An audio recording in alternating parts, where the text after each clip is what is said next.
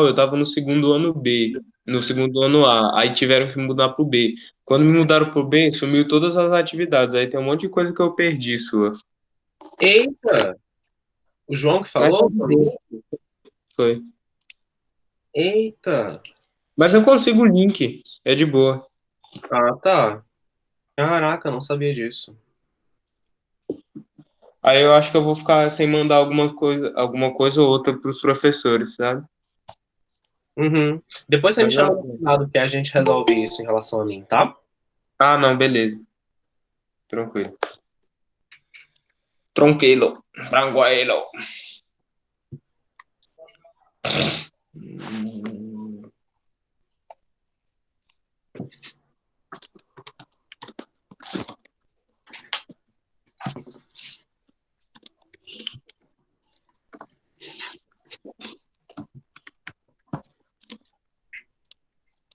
E 10 e 14, só mais um tempinho. Eu já deixei o linkzinho da chamada para vocês aqui, tá? Vou mandar aqui de novo. Beleza. Eu só pensei que eu mandei, acho que eu só pensei que mandei. Professor, você não vai mandar a chamada, não? Isso, vou mandar aqui agora. Eu pensei que eu tinha mandado, mas eu não mandei, não. Tá, pode crer.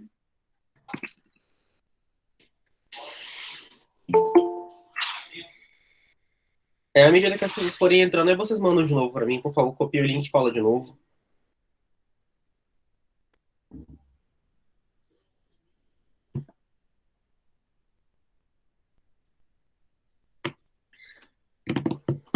Hoje, então, literatura. Vamos ver. 10 e 15. Então vamos lá, meus queridos. Então vamos que vamos. Hoje, bom dia a todos, na realidade, né? Para aqueles que acabaram de entrar, né? E para quem não acabou não ouvindo. Espero que vocês estejam conseguindo se organizar. Imagino que agora nesta semana, você já tem alguma ideia, né, de como se organizar para poder estudar, para poder acompanhar as lives dos professores. Eu acredito que já está um pouco melhor em relação às primeiras, né? Acredito. Eu sempre dou uma dica para os meus alunos, somente para quem me procura no privado. Quando você pegar uma atividade para poder fazer, fragmenta essa atividade. Por exemplo, aquela primeira que eu passei para vocês, que eram 27 questões. Se você fragmentasse, ia fazer no máximo umas 3 por dia. Né? E fazer isso com as outras também, porque se vocês pararem para fazer só uma, aí você come o tempo das outras, aí fica cansativo, você fica naquele sentimento de querer desistir.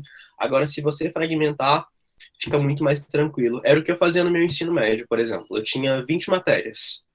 E os meus 20 professores cobravam muito. Então, o que eu fazia? Eu fragmentava todas as minhas atividades para conseguir dar conta. Eu acredito que é a realidade de vocês também. O problema é que pra sua, professor, a gente tava sem tempo, sabe? Para minha? Tipo assim, era pra entregar meia-noite, faltando 2 horinhas pra entregar, a gente, opa, tem coisas de literatura, vamos fazer. Aí não dá pra fragmentar. Entendi, entendi. Oh, Deus. Mas a gente vai conseguindo aí. Com o passar do tempo, a gente vai conseguindo arrumar um jeito. Então vamos lá, meus queridos, para nós ganharmos tempo. Hoje, então, vamos corrigir o nosso desafio literário, né? Eu estou me baseando aqui pela do plural. Então eu vou pegar, vou copiar, para quem não conseguiu acessar a atividade do plural, e vou colocar aqui para nós o nosso bate-papo, tá? Para a gente poder acompanhando junto. Então essa era a primeira questão que estava lá na plural, né? Sobre a prosa romântica geral, responda aos itens seguintes. Conferem? Sim. Letra A. Construa o contexto histórico da prosa romântica no Brasil. Quando a gente fala de contexto histórico do romantismo, ele é um. Ele é único. Então, aquele contexto histórico que você mandou para mim lá da poesia, que eu passei em sala como questão, que eu passei de novo como revisão para o teste, que eu passei de novo agora para a prosa, é o mesmo. A gente fala daquele contexto de um Brasil que estava recém-independente, né? Um Brasil que sofreu muitas influências aí para o seu possível processo de independência ainda no século XVIII das revoluções, que sofreu mais influências ainda, que teve uma grande força histórica da Europa para culminar no processo de independência. Né?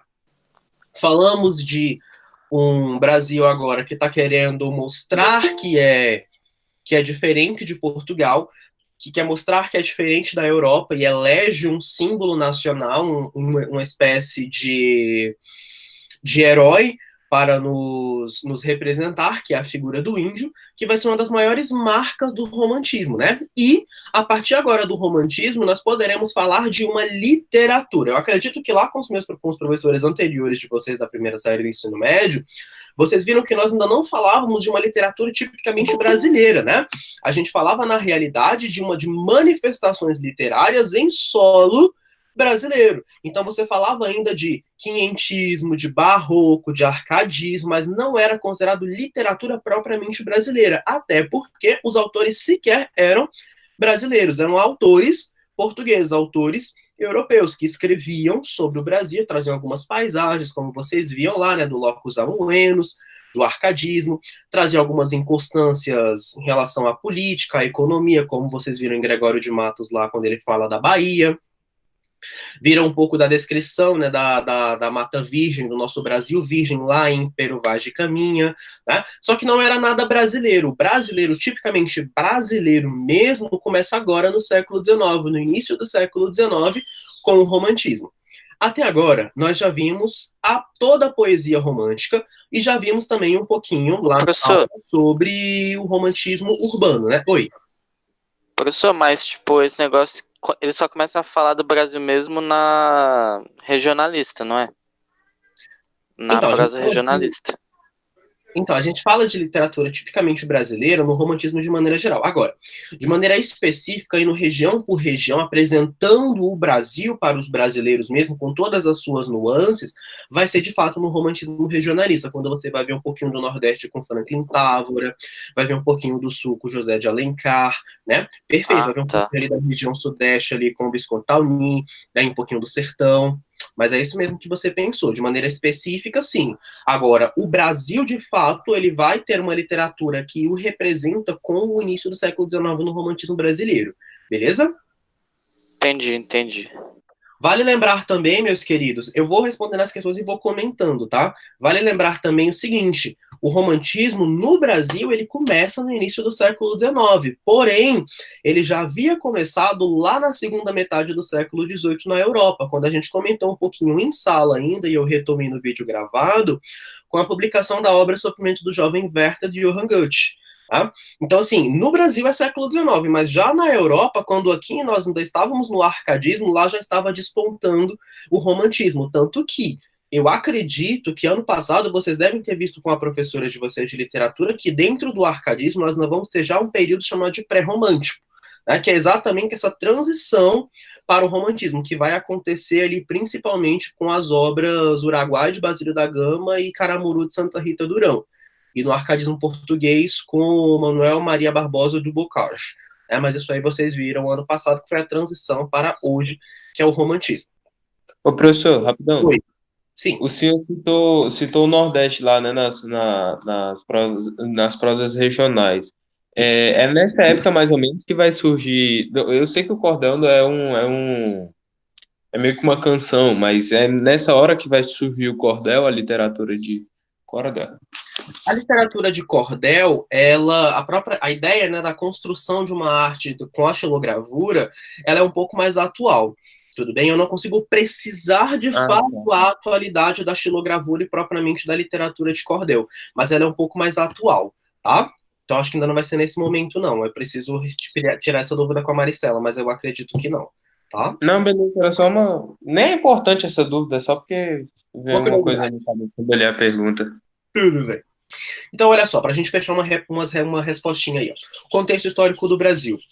Um Brasil pós-independente, né, pós-1822, que teve que para chegar aos processos de independência passou por vários processos de influência de acontecimentos da Europa, né? Sobretudo ali tivemos uma grande influência da Revolução Francesa, né? A gente costuma dizer, meus queridos, que o início do romantismo coincide com o final lá da Revolução Francesa, tá bom?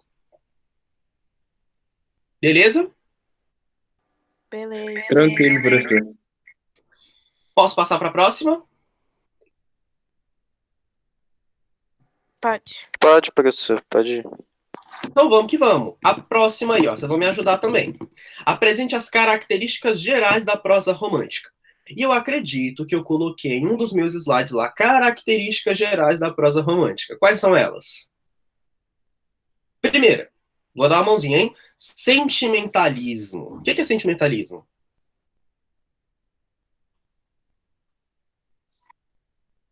Podem falar junto comigo, não tem problema.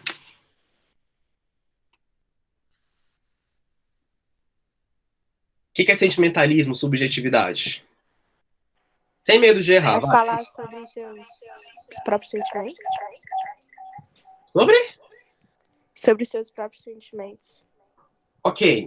A gente fala que o romantismo, ele vai de encontro ao padrão formal classicista. Então a gente fala que o romantismo, ele não vai privilegiar a técnica. Ele vai privilegiar a... Começa com I. Informação em... Não sei, professor.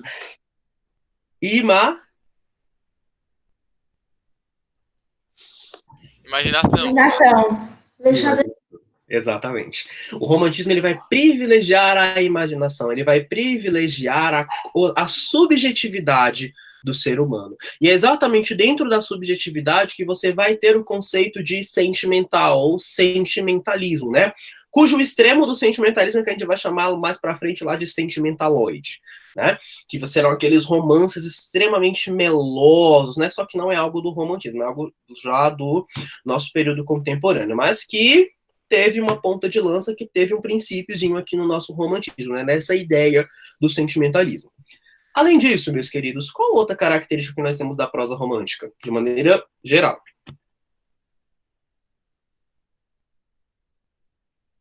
Vocês responderam o desafio. Você mesmo para o qual eu estou olhando. Qual outra? Personagens plantas. Personagens?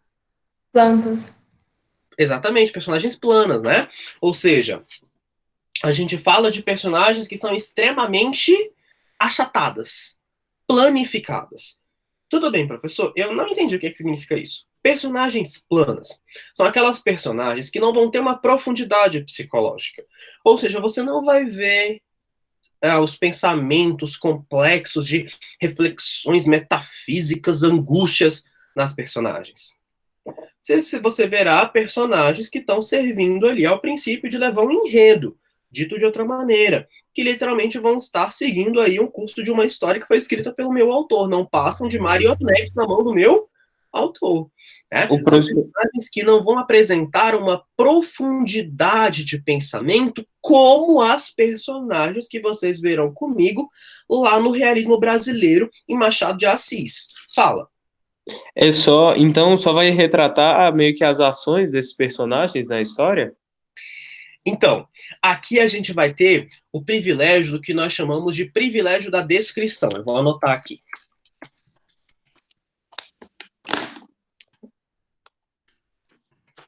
Privilégio da descrição.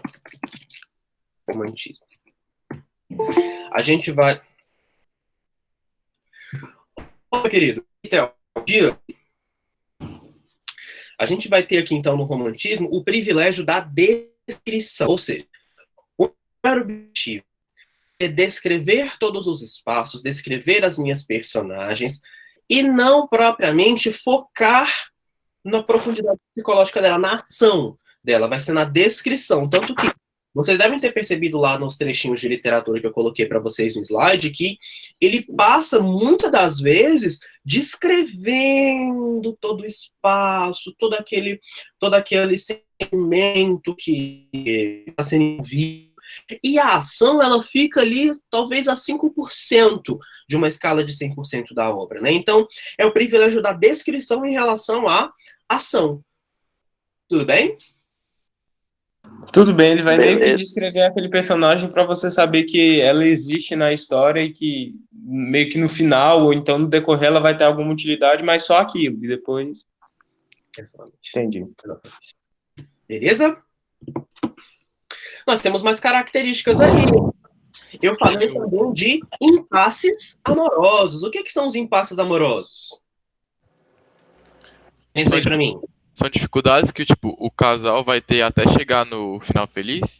Exatamente. Eu preciso de obstáculos para o meu casal, né, para os meus amantes, para que eles cheguem àquele final feliz. Exatamente isso. Isso vai ser uma característica do romantismo, tá? Essa obstaculização do amor. O que mais que eu falei? Eu falei mais coisa. O uso constante de flashbacks. Oi? O uso de flashbacks. Eu não entendi. Fala um de cada vez, doido. É o? Os flashbacks. Ah, entendi. Flashbacks. Agora eu entendi. Uso de flashbacks, exatamente. Uma das técnicas que nós vamos ter na prosa romântica será o uso dos flashbacks. O que é o flashback? É você retomar um passado da minha personagem, é você retomar uma das suas memórias, né? Então, para você acessar alguma memória da sua personagem, você retoma um pouco da vida dela. Então, vai ser muito comum, por exemplo, e eu contei um pouquinho da história para vocês, é até uma questão aqui desse desafio. Como que Augusto e Carolina eles vão se reconhecer? Vai ser exatamente por meio da memória que eles tiveram de um dia já terem se encontrado. Então, é uma característica da prosa romântica, de maneira geral, a utilização do flashback. Então, agora eu vou dar mais uma característica para vocês, já que vocês estão me ajudando. Chamada cor local. Agora, o que é essa cor local?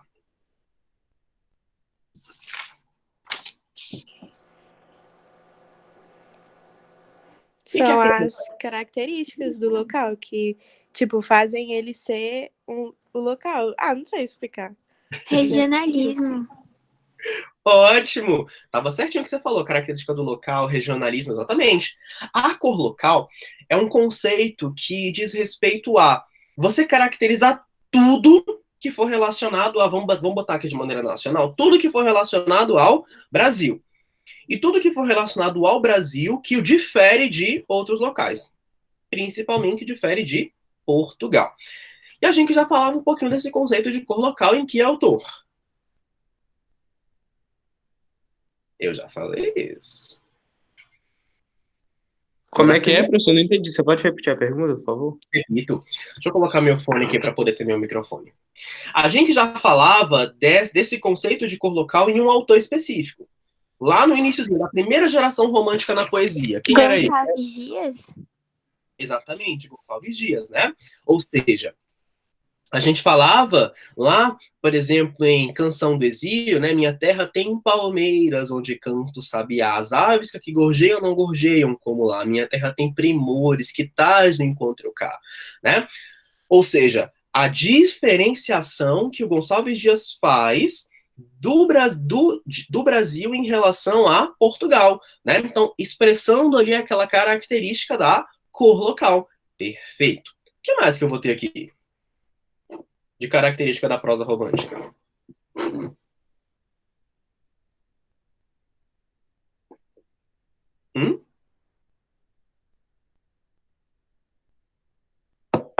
Só isso? A valorização da linguagem brasileira. Ótimo. A valorização da linguagem brasileira. Só que eu coloquei esse brasileiro entre aspas, não foi? Foi. E eu coloquei entre aspas exatamente por quê? Vocês, né, se isso for a vontade do destino, do universo, terão aula comigo no terceiro ano de literatura. E lá no terceiro ano eu vou mostrar por que aqui no segundo eu coloquei o brasileiro entre aspas. Porque aqui no romantismo, a gente fala dessa linguagem brasileira, mas é aquela linguagem que está mais próxima da língua indígena.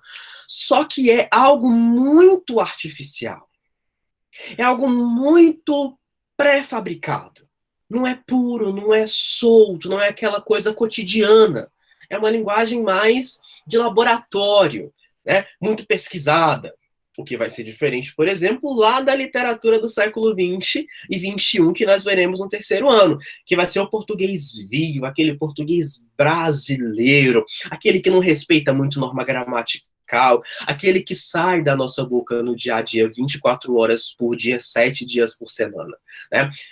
Aqui no romantismo nós vamos ter o uso da linguagem brasileira, mas é aquele brasileiro que está relacionado mais à sua raiz histórica, mais relacionado ali à língua indígena, né? Mais artificializado.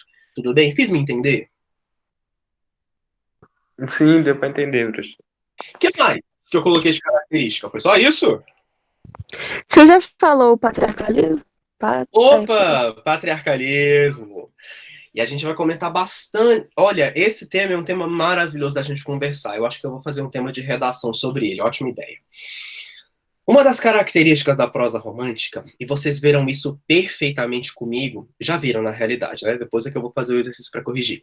Lá no romance regionalista, isso vai ficar evidente. Acredito que muitos de vocês ficaram até com uma certa raiva dos autores regionalistas, né? Por quê? A gente vai perceber lá bastante, né? Você percebe aquela figura. Você percebe aquela figura de um pai extremamente incisivo sobre a filha, sobre a família, né? É um pai que considera que o conhecimento que vem da cidade para o interior, porque são pessoas interioranas ali, ele considera que aquilo vai deturpar a moral da sua família, vai deturpar a sua filha, né? E outra, ele sequer deixa que as suas filhas tenham acesso à educação, elas não sabem ler nem escrever. Né? Tanto que ler e escrever, na visão desses pais interioranos, era considerado algo que não era para a mulher. Isso era para os homens. Né? Isso era para a figura era para aquela figura masculina. Então, uma das características da prosa romântica, isso vai ficar evidente no romance regionalista, vai ser o patriarcalismo. A figura do pai, aquele pai que está acima dos códigos sociais, né? Aquela figura do pater familias, como eu coloquei para vocês em latim. Aquela figura que comanda tudo, aquela figura que vai pensar até o par ideal para a sua filha. Não é a sua filha que vai escolher o seu par, vai ser o pai, vai ser a família que escolhe o par para ela, aquele par ideal. Sobretudo aquele par que tenha dinheiro, que tenha dote a oferecer, né, que possa dar uma boa vida para sua filha, né, para sua consequente família. Então isso vai ser uma característica evidentíssima do romantismo, nessa figura do patriarcalismo, um patriarcalismo extremamente incisivo. Né, isso vai ficar muito, muito, muito, mas muito evidente ali em Inocência de Visconti Né e lá no Cabeleira de Franklin Távora. Tudo bem? E também um pouquinho lá no José de Alencar. Mas muito obrigado, exatamente isso. Eu tenho umas características. Tô gostando, Tem tá esquentando. a retomada do herói, só que ele vai ter características mais brasileiras. Isso. A gente vai ter a figura do herói, né? E também na prosa romântica a figura da Mulher. Exatamente, a figura da mulher, aquela figura da heroína romântica, né? Por exemplo, quando você olha ali Luciola, você tem a expressão dessa heroína romântica, né? Então você vai ter aquela retomada da figura do herói para a prosa, que vai ser aquela figura que ultrapassa todos os obstáculos, né? Que consegue garantir um louvor da sua história, né? Um louvor à sua glória no final do enredo. Então isso vai ser uma característica, né? A retomada da figura do herói ali, que vem de uma influência lá do medievalismo europeu. O que mais? O que mais que nós temos? Não sei, mas talvez a idealização da natureza ainda. Da natureza, da... Uhum.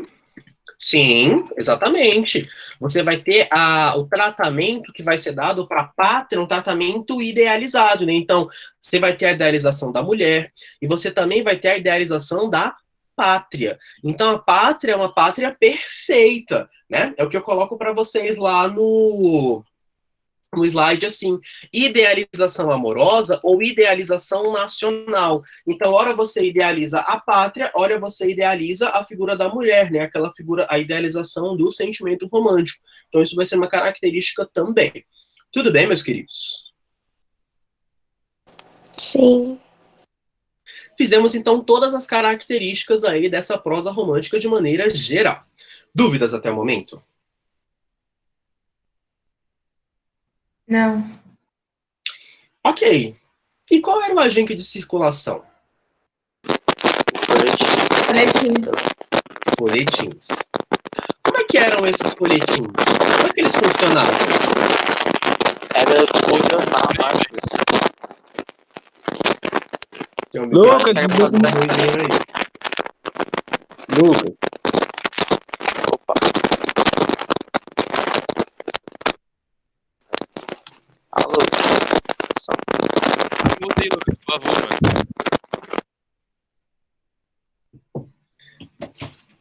Moisés, então tem que ir pra caixa, não quer saber. Só um momento, eu tô ocupado, pai. Eu tô ocupado, licença. Eu tô ocupado. Vamos lá. O que eu tava falando? como que eram os folhetins? Ah, tá. Na verdade, qual era o agente de circulação, né? O agente de circulação que nós vamos ter aqui vai ser o folhetim. Agora, como é que era esse folhetim? Como é que era essa publicação em folhetim? Como é que isso funcionava? Era. Calma aí, eu vou ler o que eu escrevi. Tinham caráter conservadores nas narrativas. Isso? A situação inicial era de ordem burguesa. Isso? Tinha uma perturbação nessa ordem burguesa. Isso? E tinha a ruptura com preceitos familiares ou institucionais. Exatamente. Igualzinho eu coloquei lá no meu slide. Perfeito, Théo. A gente fala isso daí, já é a estrutura dos folhetins. Agora, como é que eram esses folhetins? Os autores, eles faziam mais ou menos assim. Eles escreviam os trechinhos dos seus capítulos, né? E iam colocando nas notas, nos rodapés dos jornais, né? Então, eles pegavam, colocavam nesses rodapés, as pessoas iam lendo, só que eles iam sempre trechinhos. E eles sempre deixavam no final um ponto que gerava suspense, que mantinha a curiosidade do nosso leitor. Então, sempre o leitor ele estava querendo saber o que ia acontecer posteriormente. Logo, a gente fala que esses folhetins, essa estrutura desses folhetins, essa forma deles publicarem os trechinhos para manter a curiosidade, vai ser exatamente a ponta de lança para a estrutura da novela que nós temos hoje, né? A estrutura da série, por exemplo, você não vai ver o primeiro capítulo de uma série, a não ser que ela seja muito ruim, né? E vai simplesmente largar para lá e não vai ver os outros episódios. Você vai querer ver os outros episódios, exatamente porque há ali o que nós chamamos de técnica do corte, que isso vai ficar muito mais evidente quando eu falar lá de Visconde Tuné e Franklin Távora. Mas é uma característica comum à prosa, que é você cortar naquele ponto específico que gera curiosidade para você dar continuidade posteriormente. Então, os autores faziam isso. E por que eles faziam isso? Porque agora o autor ele é a figura do profissional. Então, ele vive daquela obra, ele vive da escrita daqueles trechinhos. Então, ele precisa garantir que o dinheiro dele continue a entrar na sua conta bancária. Então, ele vai utilizar isso, colocando trechinhos nos folhetins, para manter a sua subsistência. Claro.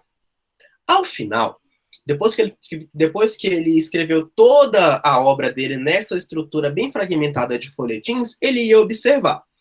Se a população tivesse gostado, ou seja, tivesse caído no gosto popular, ele juntava tudo isso, compilava todos esses folhetins e escrevia a obra romântica. Escrevia o romance, propriamente dito, né?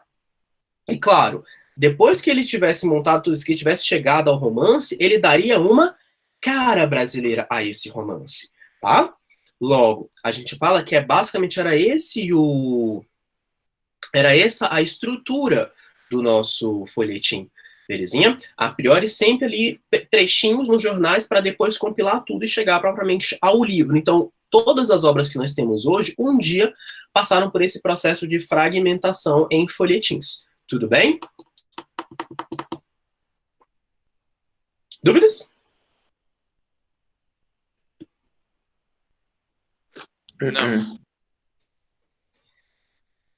E a estrutura que vocês haviam acabado de ouvir pelo Theo é exatamente a estrutura de como que era basicamente textualmente esse folhetim, né, sobre o que ele tratava. Ele fazia um retrato ali da vida na corte, né, de maneira geral, pensando mais no romantismo urbano. Claro, vai ter diferenças para o indianista e para o regionalista que nós veremos, mas tratando de maneira geral. Ele faz um retrato dessa vida na corte. Como que era essa vida na corte, né? Como que era a relação ali da mulher e do seu esposo, né? A relação ali da mulher e da família. Pensando na mulher urbana, era uma mulher alfabetizada. Era uma mulher nobre que ficava em casa ali para poder, sem fazer nada. Então ela ficava naquele tédio. Então quando ela não estava fazendo alguma atividade ali, uma atividade manual, por exemplo, costurar, algo assim, ela ia ler. Então o romance, ele tinha essa leitura desse folhetim, né, ou provavelmente depois do romance compilado, tinha esse objetivo de entreter essa mulher, mostrando a vida na corte. Aí você vai me perguntar, professor, mas que graça tem eu, além de viver uma realidade, eu ler sobre essa realidade? Não tem graça nenhuma, na realidade é mais entediante ainda. Para a época, não. Para a época, elas consideravam isso uma forma de entretenimento. E, segunda função do romance, moralizar. Como que eu identifico a função moralizante do romance? Como que se dá essa função moralizante do romance? Me falem, por favor. E o Theo já explicou um pouquinho disso anteriormente.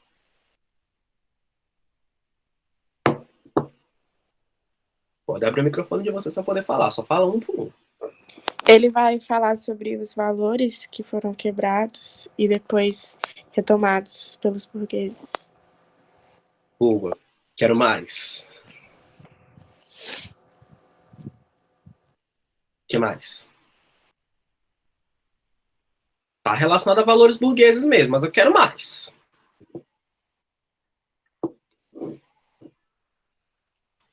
Vou começar a citar aqui umas pessoas para poder me ajudar.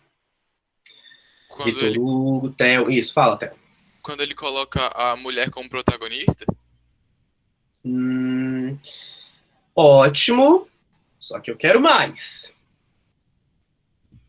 Desenvolve mais. Me ajuda aí, Vitor Hugo, Lucas, Luana, Liz. Me dê uma mãozinha.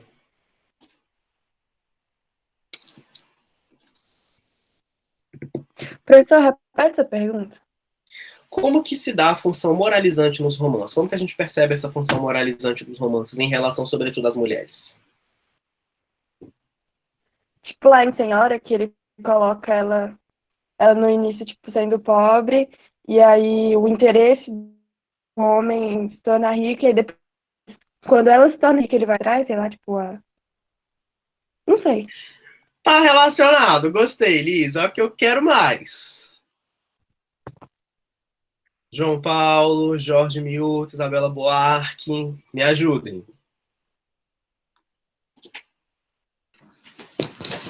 Só está além da minha compreensão. Tá não, bora. Biologia era mais fácil. Ele tá jogando, professor. Não, a gente vai trabalhar com biologia sim, ó. Então, já que o seu negócio é mais biologia, quando eu começar a trabalhar naturalismo, eu vou pedir mais sua ajuda. Pode ser? Pode ser. Se tiver biologia mesmo, aí eu manjo. Boa! Então já tenho um grande ajudante aí para as próximas matérias. E aí, João Henrique, me ajuda? Mais, professor? Deixa eu tentar de novo, professor. Fala, te ajudei a aula inteira. Quando a Alice falou do livro Senhora, né? Uhum. Então, tipo, quando o Fernando Seixas, ele trocou, né, a Aurélia, ele, tipo, quis sofrer as consequências depois, que ela, tipo, comprou ele de volta só pra deixar ele sem ninguém. É tipo isso, que mostrar que atos têm consequências? Ótimo, beleza. Eu vou juntar tudo que vocês falaram agora na minha resposta. A função moralizante do romance, ela está relacionada à expressão dos valores burgueses. Agora, dito de outra maneira. Basicamente, os romances, eles tinham o objetivo de falar para a mulher. Haja dessa forma e não dessa. Falar para a sociedade. É necessário que nós, em nossas ações, venhamos a trazer os valores burgueses da fé, da honestidade, do casamento. Ou seja, a função moralizante, principalmente para as mulheres, era a seguinte: você deve ter um marido. Você deve se casar. Você nunca vai ser Você nunca vai ser a expressão maior desse relacionamento. Sempre será a figura do seu esposo. E, apesar de você ter muito dinheiro, você pode até ter muito dinheiro e você saber gerir o seu dinheiro. Mas você precisa de um esposo que acompanhe você nessa lida. Pensando aí que citaram Senhora, tá?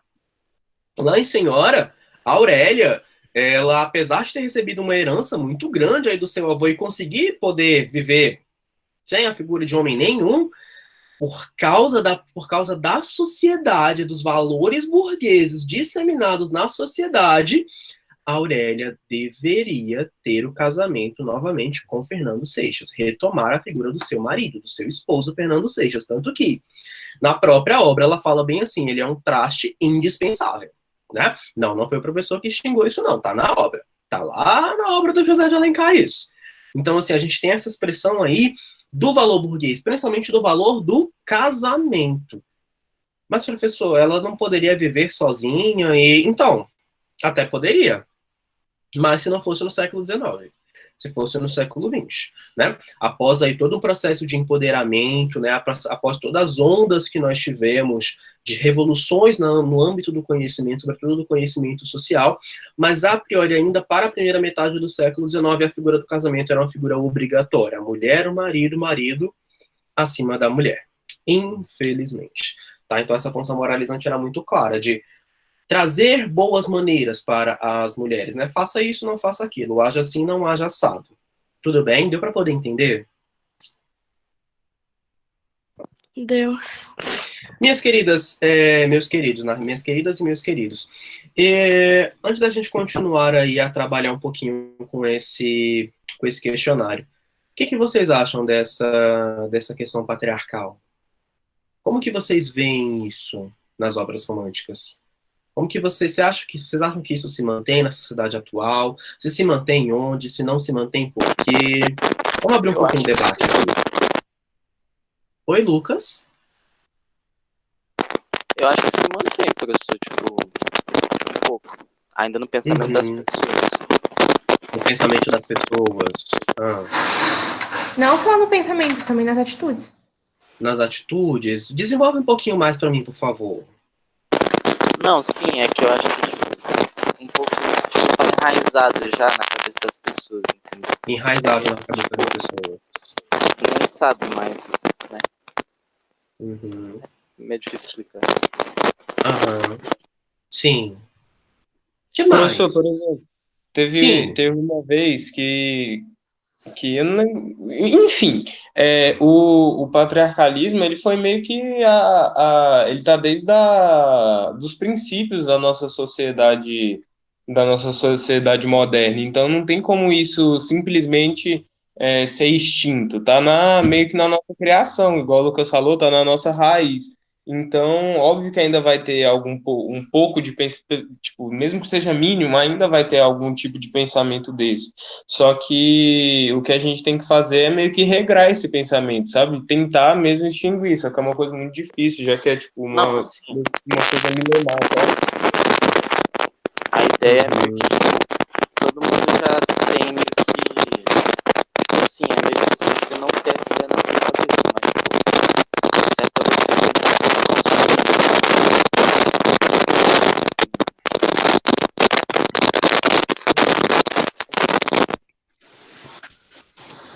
Lucas, tá um pouquinho difícil de entender o que você falou por conta do seu microfone. Um pouquinho?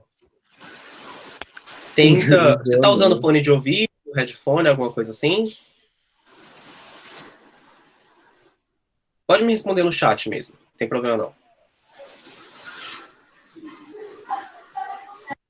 Porque se for o caso, tenta usar só o áudio do computador para ver se melhora. Eu tô usando o fone por conta do meu microfone aqui. Porque tá bem, com bastante interferência. Mas vamos lá. Eu quero ouvir um pouco, eu tô ouvindo bastante. Ele perguntou se... sim. Eu quero ouvir um pouco também das meninas. Eu ouvi muito pouco em relação a essa questão do patriarcalismo, do patriarcado. Eu acho que o patriarcalismo, ele tá mais na cabeça das pessoas mais antigas, assim. Tipo, essas gerações mais modernas, tipo, a nossa geração, eu acho que esse pensamento patriarcal já sumiu bastante e tá bem mais presente justamente nessa sociedade do século XIX, XVIII, onde tinha todos esses valores, que a mulher tinha que ficar em casa, trabalhar, e acho que tá sumindo para essas gerações. Uhum. Essa Sim. questão do casamento também, eu acho que ela é muito atual. Ainda, acho que muita gente ainda pensa que a mulher ainda precisa de um homem ou tá casada enfim. Uhum. Sim, entendo. Ô, Paulo, Entendo. tá melhor assim o áudio? Tá perfeito, perfeito. Agora tá lindo, Lucas. Muito obrigado. É, Meu fone tá atrasado. Então, olha só, gente, gostei da participação de vocês em relação a essa temática. Não é uma temática que eu estou levantando por questões individuais minhas, por opinião minha, mas na realidade uma temática que é importante a gente discutir, porque está partindo do nosso conteúdo, né? Está partindo de algo que é do nosso conteúdo de romantismo, e é importante a gente sempre estar refletindo sobre isso, né? Porque essa expressão do patriarcalismo, né, da força do patriarcado, ela ainda teve muita reverberação no século anterior, no século XX, né? Então, a gente tem um pouquinho, como alguém falou, né? Desde os primórdios, né? Da construção da sociedade moderna pós-Burgos. Essa expressão do pai como regulador de tudo, como grande regulador social, e isso veio até o nosso século XX. Acho que agora, a partir do século XXI, né? Isso está um pouco sendo fragmentado, né? Sendo um pouco diluído até tornar-se propriamente um processo cristalino de escolhas das pessoas, sejam homens, sejam mulheres, né? Mas a gente percebe que isso já teve muita força, né? E, sobretudo, apesar de ser algo que já está bem diluído, sobretudo em interior, né, grandes interiores, nós ainda temos essa ideia da figura do pai como o grande regulador, né? Vocês devem ter parentes que ainda mantêm um pouco dessa ideia, né? Não estou falando se é correta, se não é, estou apenas falando que ainda deve ser, isso ainda deve acontecer, né? Porém, em menor expressão, em menor número, em menor porcentagem. Tá? Mas Ô, é importante que a professor, gente sempre está com... Oi. eu acho que isso na cabeça de algumas pessoas, por exemplo, da nossa cidade, não é uma coisa que tá aceita, sabe? Muita gente da nossa cidade pensa de uma forma que o senhor está falando que era comum no século XIX, que o homem é superior e tal. Mas muitas vezes essa ideia não é expressada para a sociedade porque acaba, tipo assim, meio que ela tem um senso que, isso aqui não é um pensamento que todo mundo acha correto, então eu não vou expressar isso porque, sabe, eu posso sofrer algum tipo de Ser repressão rechaçado da socialmente, sociedade. né? Hã? Uhum. Ser rechaçado socialmente. Isso.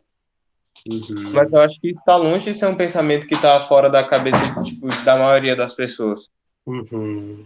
Entendo, entendo. De fato, é algo que nós temos que refletir bastante ainda, né? Conversar muito sobre isso. Eu acredito que muito do que nós temos de herança do século XIX, né, dos séculos anteriores, tem muito dessa herança tem que ser repensada, né, tem que ser revisada. Vocês veem bastante a força histórica, como diria a força histórica lá na Keila, e as forças motrizes da sociedade lá no Hernando, como que isso levou à construção desses conceitos, né? E o meu papel enquanto professor de literatura é mostrar como que isso aconteceu nas relações humanas microscópicas dos nossos romances. Daí a importância, meus queridos, de vocês lerem as obras. Professor, mas não dá para poder entender muito o que eles falam, porque é um português muito antigo.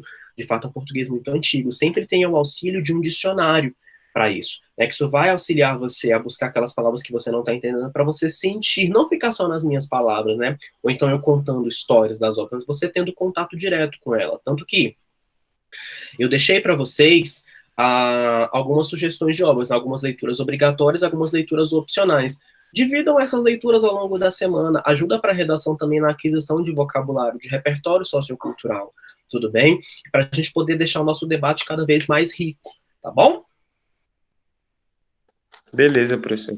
Como que se divide a prosa romântica? Como que nós vamos ter? Quais são os tipos de romantismo que eu coloquei lá para vocês? Romance urbano, regionalista, histórico e indianista. Isso. Exatamente. Romantismo urbano, vida na corte urbana, nas cidades. Romantismo regionalista, o retrato do interior do Brasil construindo uma ideia de unidade nacional. Romantismo indianista e histórico, que eu vou trabalhar eles dois juntos. Indianista histórico, trazendo aquela figura do índio novamente, né, do herói nacional. Nós vamos perceber comigo que o romantismo indianista, ou também chamado de romantismo histórico, é a cópia da primeira geração romântica indianista. Então, basicamente, vai ser transpor o que a gente trabalhou na poesia para a prosa. Tudo bem? As aventuras do índio, né? A ideia das nossas origens nacionais, né? Isso vai ficar muito evidente também lá na prosa romântica indianista. E é basicamente assim que a gente vai dividir. Tudo bem, meus queridos? Dúvidas, problemas? Professor, não entendi o que você falou. Indianista histórico é a mesma coisa? É, porque na realidade, a gente divide assim, romantismo regionalista, urbano, indianista / histórico. É que eu coloquei em tópicos diferentes para vocês, não foi? Ah, entendi. Porque há livro que divida dessa maneira, mas a prova da UNB, depois eu estava revisando um pouco das provas, ela coloca indianista histórico meio que como se fossem sinônimos. Tudo bem? Porque, basicamente, a figura do índio vai ser retomada por meio de uma história, de um enredo. Né? Então, vai ser um passado histórico idealizado que vai ser retratado. Tudo bem? Tá bom. Meus queridos, então, na nossa próxima live, a gente vai continuar, então, a discutir um pouco desse desafio aí, né? Lá para as questões de romantismo urbano e regionalista. Dúvidas? Ô, professor. Sim? Não é dúvida sobre o conteúdo, não, mas o senhor já sugeriu a algum professor para usar esse sistema aí que o senhor usa para fazer a chamada? Já deixei como sugestão para os meus colegas. Ah, tá, pode crer. Porque é muito ruim ficar respondendo chamada, né? Às vezes o professor não anota, mas não tem. Uhum. Ah, entendi. Os professores estão fazendo aqui ao vivo, chamando ao vivo para responder? Não, isso mesmo. Sim. É, né? Alguns estão fazendo isso. Mas eu já deixei de ideia. Ou eles veem quem tá na chamada e anotam. Ah, entendi. Eu vou conversar. Hoje a gente vai ter uma reunião com eles, aí eu vou conversar com eles sobre isso também para reforçar essa ideia que eu tive. Tá bom?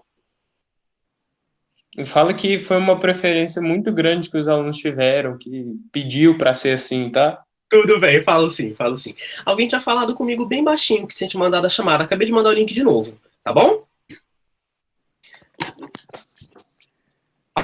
Isso. Professor, esqueci de responder a chamada de ontem.